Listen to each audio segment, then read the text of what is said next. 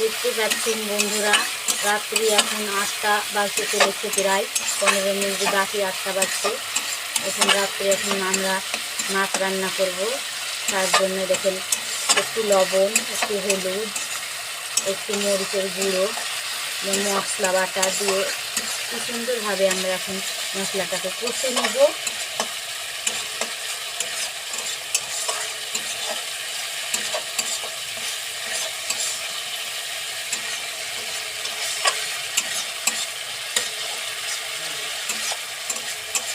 মশলা কষানো প্রায় শেষের দিকে।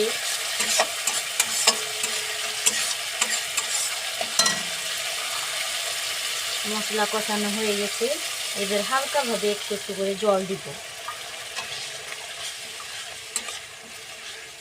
নেড়ে চেড়ে ভালো করে জলটাকে মিশিয়ে নিব মশলার সঙ্গে।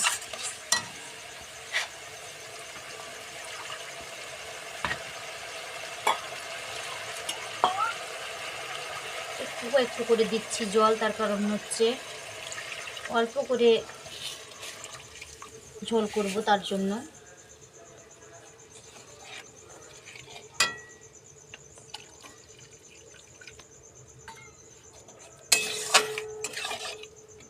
এবার মাছগুলোকে এই মশলার সঙ্গে অ্যাড করব।